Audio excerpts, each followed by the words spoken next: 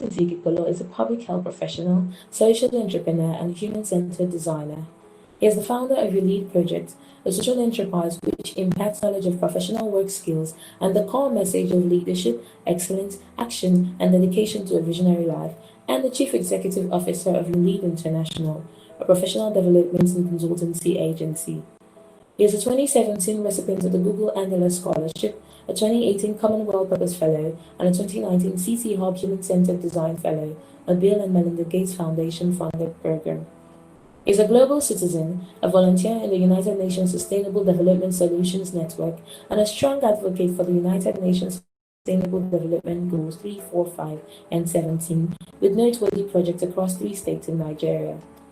He has been actively involved in strengthening routine immunization projects, maternal and child health programs, effective disease surveillance and disease outbreak responses to about 10 local government areas in Nigeria, working with the World Health Organization and the epidemiology unit of the State Ministry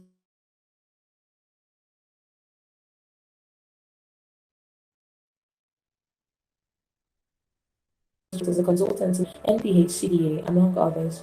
He is developing and deploying effective health systems, quality e-learning education structures, professional development for young graduates in Africa with the application of innovative solutions,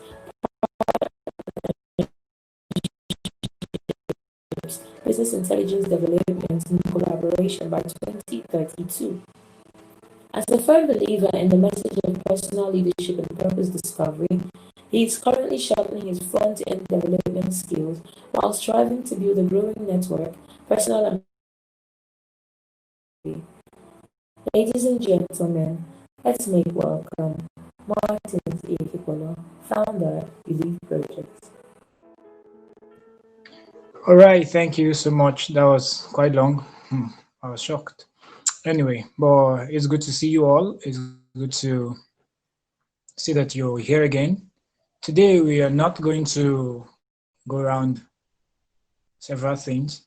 I just want you to drop an emoji on the box and just type in what you expect to see today, because that's the first thing that you should have in mind. So yesterday we spent a long time from about 2 p.m. to about 5 p.m. demystifying all the myths around purpose and all the myths around career, irrespective of current position and all. We tried to look at a lot. Well, it was just basically as if we were looking at the issues that trouble us. But now this is the first thing. I think one of the things that got to me yesterday was the fact that some persons couldn't hear. So a lot of persons were saying they couldn't join. So I need us to now, if you can hear me, first of all, please drop an emoji. Let me be sure that you can hear. And then to save your own data, I think you should, first of all, turn off your camera. And then also, yes, just follow us. So that if you know you have your camera on, you can put it off, and then let's be sure that everyone is minimizing data usage. Also, you should not be scared about your data, because Google and the network providers have constrained the amount of data spent on live streaming, because they know that this pandemic is a time where everybody is streaming a lesson, a course online, and everybody is learning something. And so they had to reduce or compress the amount of data that is being spent. So you'll be shocked that at the end of today, you will not have even used up to 300 MB. Okay, so relax. All right. We need to first identify a couple of things, and then I'll wait for Mr. Gabriel to put on the slides for me, because I need to have us go through the slides step by step, gradually. So I have my papers here for my own, because I need to do a whole new review for my own life. And so I'm sure you have yours as well. First of all, did you ever imagine that the whole pandemic thing would happen all of a sudden and then people will get off their jobs? 2 days ago, I went to, no, not 2 days ago, last week, I went to the bank. And when I got there, I was looking for the guy that normally helps me make wire transfer. I was like, okay, where is this person? And they told me that he has been let go. I was so shocked. But the guy looked like a good guy. He was doing his job. He was very good at it. And so I really didn't understand what happened though. But a lot of persons like that have lost their jobs. People who had jobs, even those who do not have jobs, they don't have jobs. But the funny thing is, while people lost their jobs, some of us got jobs within the pandemics. And some got 2 offers, some 3 offers. I mean, good jobs, like well-paying jobs. People got jobs in the pandemic as well. So while this slide is coming up, see, the first thing that came to my mind in the whole pandemic section was this self-evaluation. The fact that we see how relevant we can be, the fact that we know that as tiny as writing, as tiny as writing, as tiny as drawing, it is something that can make you relevant. And so some people are looking for that very spectacular skill, let's say graphics design, and some persons are looking for some very spectacular skills like what's it called, UI UX design and front end design. But the truth is, you would not imagine that as tiny as writing, that is what may even be a life changer for you. And so that's why you have to pay attention to it. So basically, in the course of the pandemic, there's something that occurred to me that we call street sense. Some people who have lived in Lagos would say it's OT, to have street sense. Well, that's a mindset. It is street sense that makes you not go with job applications the normal way you go about it. Normally, you would just send your CV and your resume, but trust me, human resource officers, managers at this point have a lot of those things already on their table. And if you do it the same approach, you will not even get any feedback. So these are some of the things we'll look at today. But for now, you are going to be able to identify, is it every job offer, is it every opportunity that you should maximize, is it every application that comes that you should take? Okay, so that's why I need us to understand quickly. So we're going to move on to the next slide. This is the live design workshop. My pen is ready, my paper is ready. I hope yours is ready too.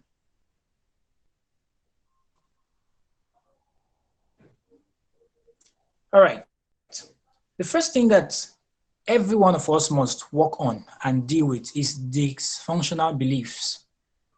These are beliefs that actually cause you to limit yourself. They are beliefs that make you not to function at your best or make you not to function at your peak. Funny enough, they can be very tiny mindsets, as simple as a sentence like, I reviewed about 5 of them yesterday. Another slide, I reviewed 7 yesterday also. One of them is, some of us say there is no job in Nigeria, and some of us say it's for only the connected. You are very correct, but it's a dysfunctional belief. That belief actually causes you not to function at your best. It actually causes you not to function at your best. Now, very importantly, some of those beliefs are the things that we have, but we don't know we have, and then we just imagine that everything is fine. But these are the things you must cut out first. So we will look at just the major one that everybody is concerned about and everybody is probably not looking carefully at. The first one that we'll look at, and the only one that I'm going to emphasize, is I need to figure out my best life. I need to make a plan and I need to create it. Well, that sounds very good. That sounds really interesting. My best life. I need to figure it out and then I need to create it. Okay. If that's what it is, how do I figure out my best life? How many years will it take me to figure out my best life? How many versions of life will I actually get? In as much as there is a lot of sense in figuring out your best life, it will take you so long to figure out your best life because you will not be able to experience all of life because you will not be able to live very long, more than 100 or thereabout, given all the conditions or whatever. Even if you do live above 100, you will also definitely know that you might be limited in resources and a couple of other things. So instead of saying I need to figure out my best life, make a plan and create it, it's better we reframe that belief and we bring it to something like, there are multiple and great lives and plans within me, but let me choose the one I want to build and let me move it forward. So let that sink in this afternoon. You need to tell yourself, there are multiple lives and plans within me, but it is still for me to choose which one to build and then push my way forward. Now, every one of us that is listening right now, we have many lives. We have many lives. It is so simple, but yet true that it is easily ignored. The first life we have at the moment is what we are currently doing. The life where the thing we do is important. And that's, for me, for example, is like, I am a public health person and I like front end, but where am I actually working? What am I actually doing? I'm doing disease surveillance. I'm doing active case search. I'm doing things that pertain to the health sector.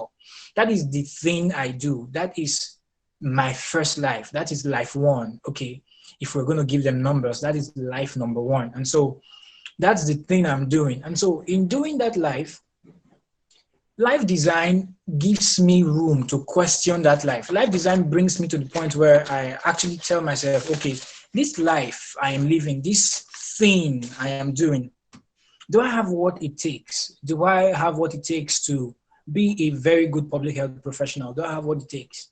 Right? Okay. So that brings me back to 2019. At this same month, somehow, it was my very, very curiosity. I asked myself, I was like, okay, since I'm already in the public health, since I'm already working with persons who are doing that, okay, how can I actually make this better? I was working with the World Health Organization in Ogun State. I was doing active case search. I was doing disease surveillance and some disease outbreak programs with them. But yes, the first question you must ask with whatever life that you have or with whatever that you're doing is, you must ask, how do I actually make the best of it? If as a public health person, I know that what will actually make it better for me is certifications, that is when I go for it. Or if I know that it is the programs that I'm engaged in, that is what will actually make me go for it. And so it was from there that I made that decision, and then I switched organization and I moved to National Primary Health Care Center, Abuja. So it was from doing that particular work with the World Health that I transited.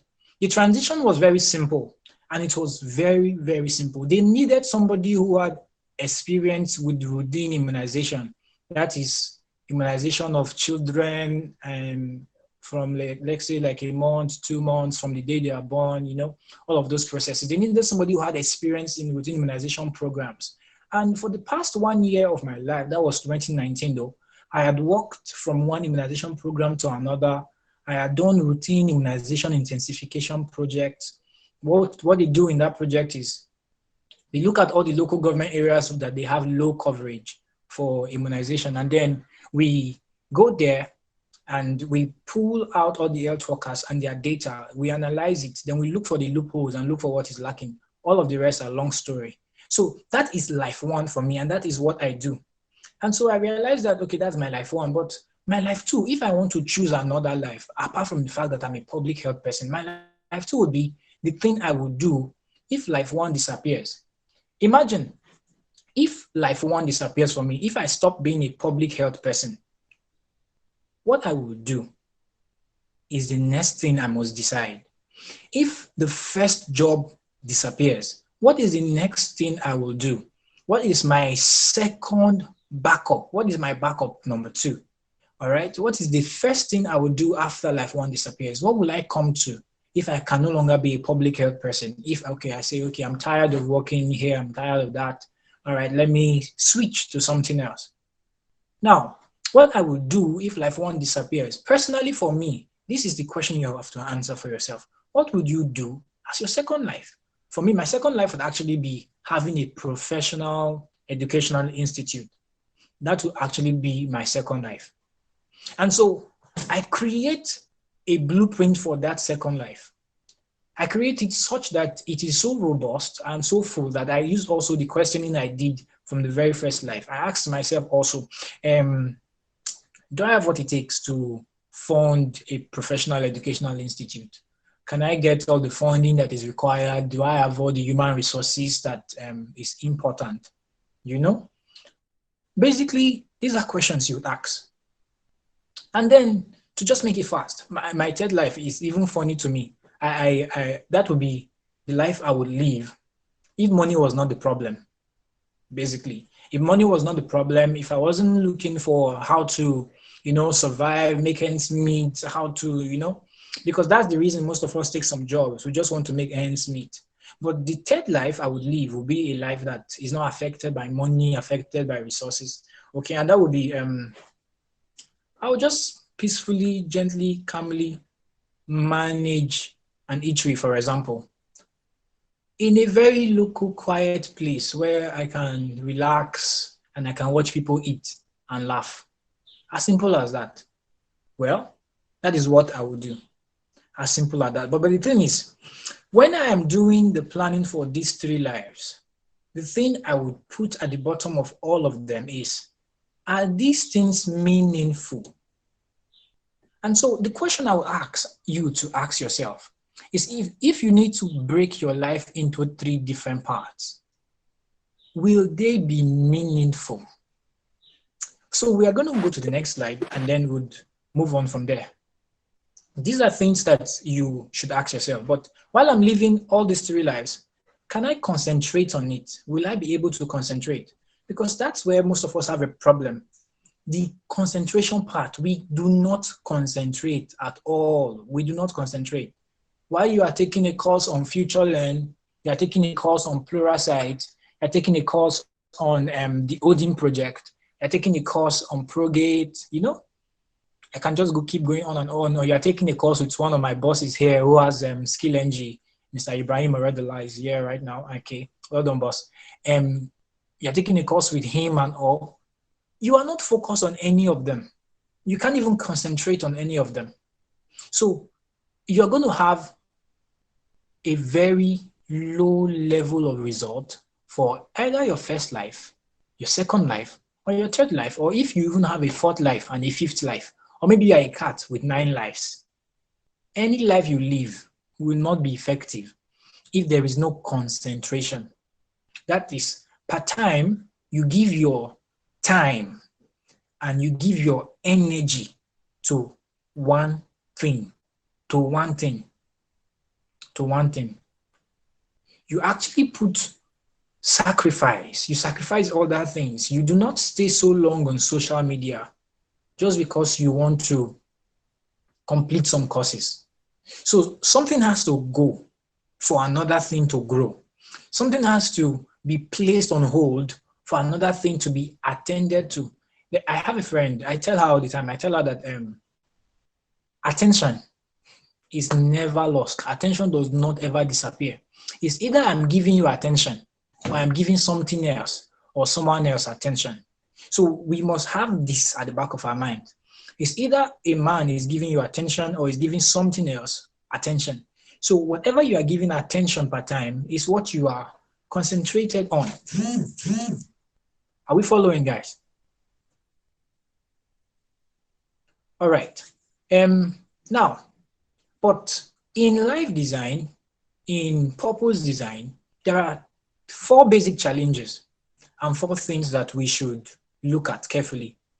I made them 3 challenges right there, but they're actually 4. And that's the one that is invisible. The 4th challenge is the meaning challenge. That is where you actually check if whatever it is has meaning. And so we're going to look at the first challenge, is the mindset challenge. I said to us before, yes, that reminds me. Okay, yes, they said they were going to put the NPower link, make it active by 11:45 last night. And people who are supposed to register, okay? I was going through that thread this morning and I saw that Some senators already created forms and sent out to people to fill. That was like weeks before they even put out the link. And so somebody who sees that, who has a mindset of all you need is connection or all you need is that, is actually right, you know? Now, the curiosity in that will be, first of all, is it meaningful for me at this point in my life to turn my attention to such an application? Will it not be a waste of my time? Right? So the first challenge for anyone who wants to make an application like that is, will they take me? And the truth is, once you realize that they are not going to take you, once in your mind, you know that it's not for you. The truth is that it is not for you. That opportunity is not for you. So if somehow in your head, you're figuring like, oh, well, let me just try, let me try. If you are not sure it is for you, but you still have a part in your head that's, let me try, let me check it.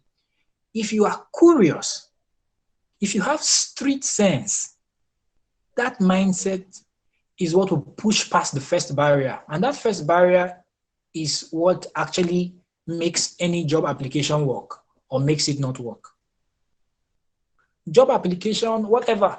2 weeks ago, I told a friend of mine, he's like a brother to me. I said, okay, there is this application for Society of Family Health. Put in for it. I didn't want it.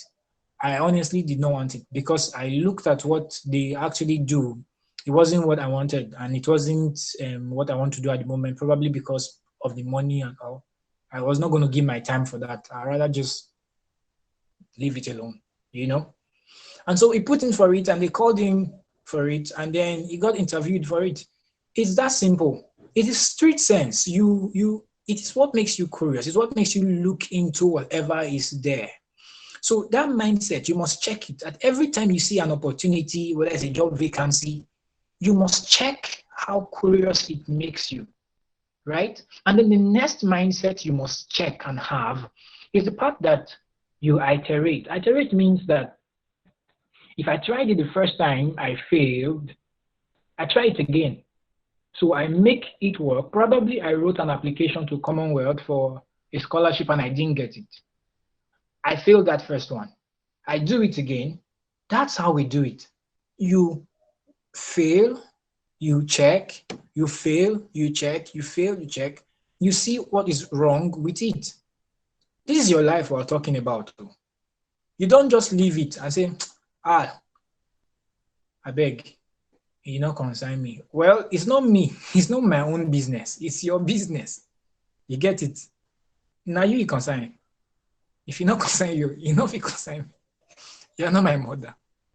Okay, you may be my friend, but you have to be the one who continues.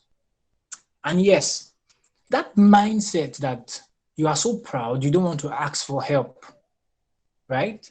It's not good. That's the part where a lot of us miss the networking and all. There is someone who is good at writing personal statements or writing cover letters. He will just cough like this, cover letter will come out for any job. There's someone who is good at writing. It's not your thing. You know you are not good at it, even though you can work towards it. So you do not have any of them as friends, so you don't have somebody that has. And you don't want to ask for help. Okay, but you just want to try without asking for help. You see that it's not going to work. You're just gonna play with yourself. You have to ask for help. And then you have to know that whether it's a job, whether it's marriage, whether it's life, whatever it is, it's a process. And because it's a process, it will take time. And because it's a process, it will get messy. Because it's a process, it's not going to be funny.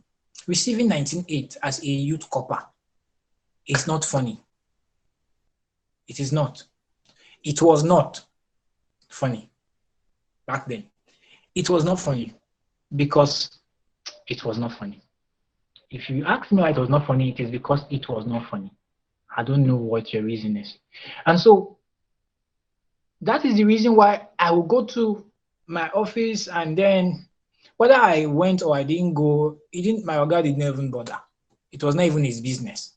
But at the end of the day, it's a process. If I don't go through it, I just want to eat the national cake of 19.8. I will spend 19.8. Would 19.8 not finish? Okay, let me come at the end of the year and ask myself what I have done with that 1 year. I didn't learn a skill. I didn't get better at Excel. I didn't get better at anything. I don't have any experience. Okay. 19.8 times 12. Sure, that 238,000 or whatever that is will not finish. It will finish. It will finish.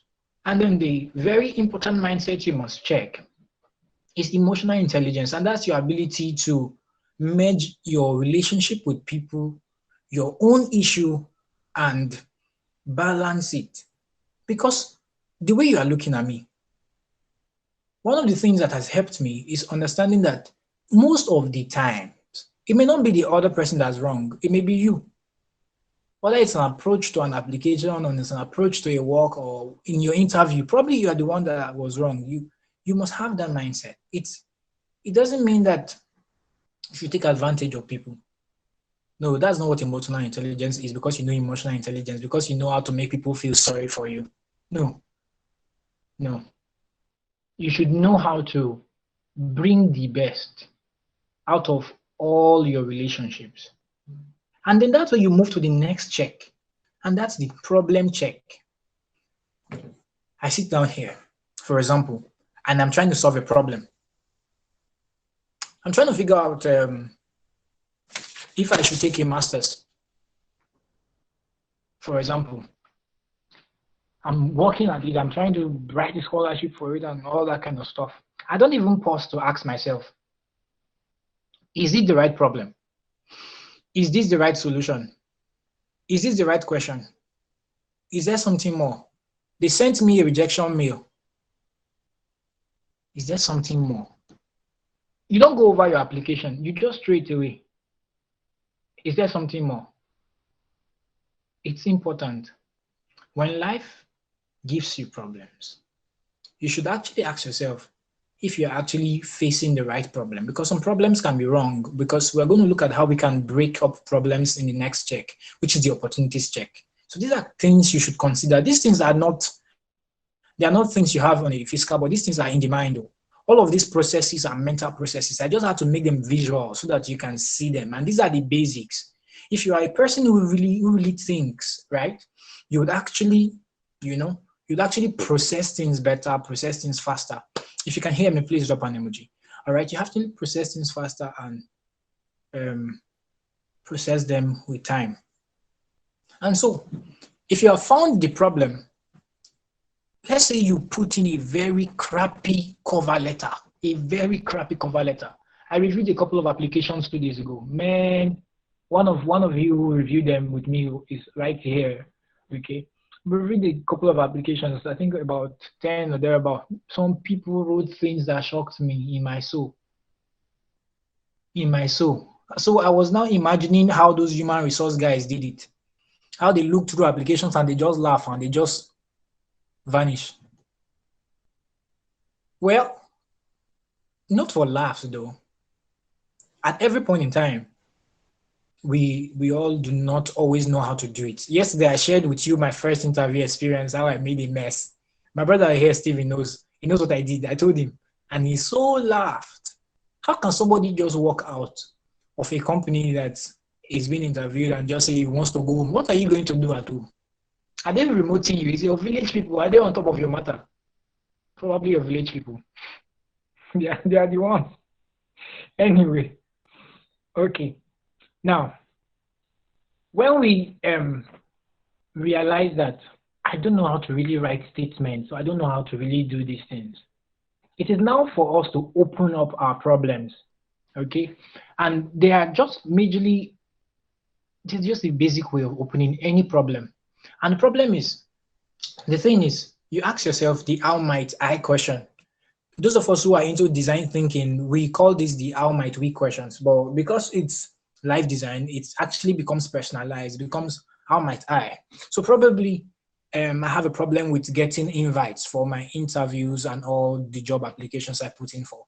So it's now for me to ask myself, how might I? Like, how might I ensure that every application I send out comes back with a positive response, okay? Or rather, how might I ensure that every application I send out gives me an offer so that I have to select from offers? Well, If you have not had to select from offers before, you might not understand. But the thing is a very sweet feeling. It's a very sweet one. And you look at the first one, you're like, no, this money is too small. And you look at the second one, you're like, I don't like this location. Yes, this is still in a country where people do not have jobs. Honestly, people work out on jobs and people do not have jobs. People make shakara. I don't know why they make shakara, but people make shakara. It's a normal thing. And then how might I ensure that my cover letter actually brings me responses? So from there, I can now probably say, okay, I have to change the way I write it. I have to change the way my CV is looking. I have to change that. So the possibility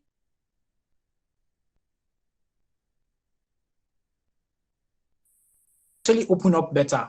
And then how might I create a better experience moving forward? How might I create a better career for myself moving forward? How might I create my first life, my life one? How might I ensure that I live life two completely? How might I ensure that life three does not get crappy? And lastly, you ask yourself, does this align? Is it actually part of the plan? Does this application, if I spend the next 6 months here, is it part of the plan? Because if you don't get this one, you would put in, you will not see anything. Now, these are basic things that happen to every one of us. Next slide.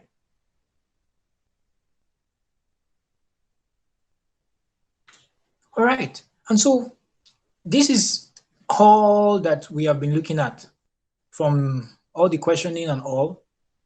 It's just divided into six things, 6 simple things. Design. You decide to actually experience. It is the decision that turns on the experiences. Okay, and then it is the person that actually selects the experiences. And then which experience is good, which experience is bad, which experience does not make sense. So which of the experience should I put myself into? Which experience should I give attention to? These things are things we should also check. Now, it is not every experience you should immerse yourself in. It's not every experience that should take all your time. You need to know which one. And then which experience, let's say your NYSP experience is not worthwhile. You can just push it aside and focus on now, like now. Now that you are not with an offer, a job offer, now that you are not with a company, now that you are at home, how might I ensure that my next job is more productive? Okay, I spent 1 year with these people and I cannot boast of any impact that I can write in my CV. So I'm not looking for somebody to come and borrow English and put in my CV, because people are borrowing English from one CV to another, from one CV to another. So I beg, send me your CV first. I beg, send me your CV. And the guy sends you a CV and you just copy it and you just put it. So finally I have a CV. Man, breath of fresh air. Keep copying. That's not the same as asking for help. That's not growth. Last year, your CV is the same. Last year, your job experiences are the same. Last year, your skills are the same. You still cannot use Microsoft Word. You're not growing.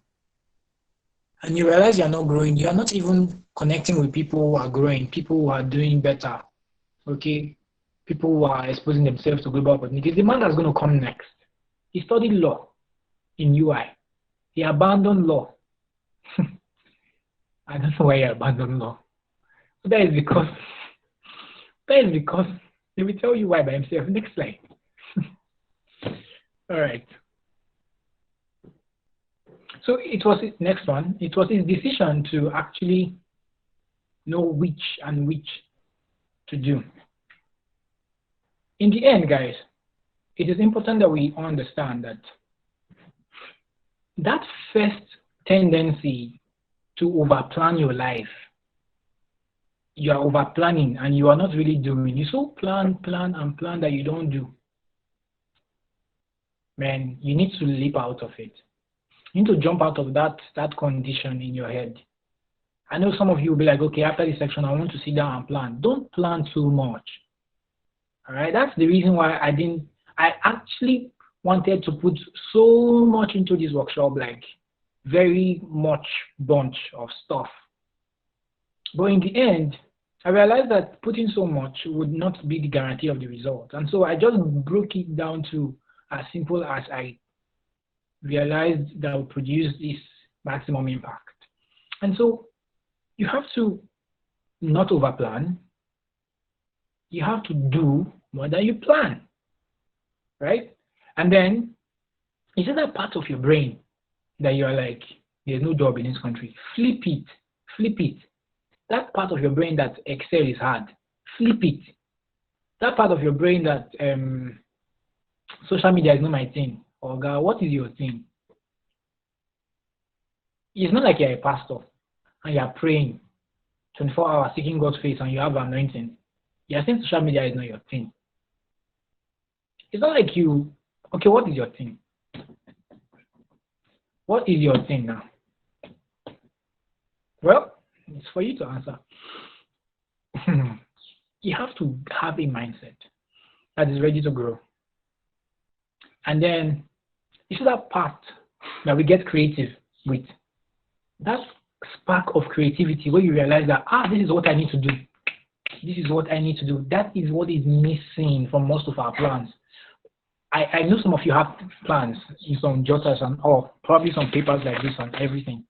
But that decision, okay, I want to do this. This is now the new timetable for the next 1 month. So every day, it's me and front-end development. Every day, right? That thing is caused by a spark. That spark is caused by a decision. And that decision is a decision to reflect. 6 months into 2020, Oga has not learned anything meaningful. Sister has not had any new job offer. What are you doing wrong that you have not checked? Would you keep going with it the same way? It's not when you network that you will know people. That's how you know people. And when you know people, people don't like to know people who are not good for anything. In short, if you want to know somebody, they will have to maybe probably X-ray check and be like, okay, well, there's something I can gain from this one. Everybody wants to gain something from you. They want to, right? You can't do a thing. You don't have people that can do it that you can call. That's a very bad place to be. So it's from there you realize that, all right, let me try this. Let me do it. Because yesterday we talked about never saying never. How you will be shocked that all the things you said you would never do. If you are put in a tight corner, let's say you have been at home for 2 years. If you are put in a tight corner, you will think of doing it. You will think of selling a recharge card. You will even think of having a beer parlor. Okay? But now, that is the point where you have to know that failure sucks. But it actually teaches. Like, okay, they sacked me. What has that taught me? It means that next time I keep going this way. Next time, like Ansel said yesterday, they keep telling me, change this presentation, it's not good. Do this analysis again. They now change me, last. So they will not change me. I better go and learn. And it is very courageous. It is very daring to acknowledge mistakes. Guys, it is very daring. I need us to understand that part. But then, don't spend all your life learning that you are not actually living, because you are just learning from one conference to another, from one online course to another. You are learning. You're not building anything. You're not building stuff. You're not writing anything. You don't have any product. You are just consuming. You're not contributing. Okay, not to bore you with all the plenty statistics, but the amount of data that you spend, to consume content, right? You can only balance it up if you are actually spending enough data in churning out content, in contributing to content. And realize that it's all a bunch of yes and no. That is what living is about. Living is about knowing that there is yes and then there is no. That's what life is about. Okay, we're wrapping up now because our next man is ready for us. Next slide, please.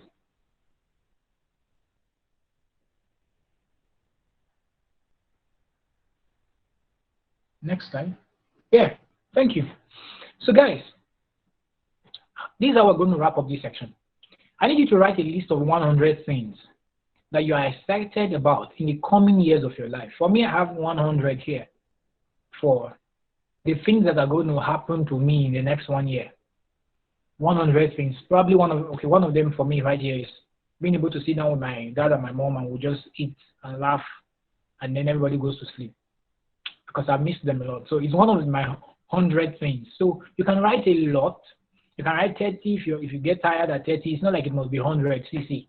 That's not how to live life. Don't approach it. Give it what you can give it. If you can get to 100, get to 100. If you stop at 25, stop at 25. Nobody's coming to flog you. Nobody's coming to beat you, okay? It's yours. And then understand that in this journey, it is meaning we watch out for. Whether it's design, whether it's decide, whether it's discipline, whether it's determination, it is meaning we check out for. And then yes, Apple will release a new product, a new phone. This is it. The next big thing that will be invented would be invented when you decide to contribute to the community, as small as it is, maybe a group of 10%, 20%, or as large as it is. And so you are the next big thing, and it is you that remembers little things, celebrates your small wins, and continues to design your life forward that would actually have made the most of this debunk conference. And so this is what I expect us to do. You need to start learning how to finish things. And you need to start relaxing a lot. You need to start relaxing in the fact that there are opportunities and that they are like sunrise, and that if you wait for too long, you will miss them. They won't wait for you. And the one you missed, somebody else has gained it. You see that job you didn't get, somebody got it. Somebody got it. It's not Christian, Muslim, no. Remove that. Somebody got it because he was worth it. It was worth it. You can't deny a man who is good. It's only the one that I'm trying to manage. I hope you guys have actually gotten a lot. And so I wrap up now, and thank you so much for your time and attention. Thank you so much. Over to you, host. Thank you.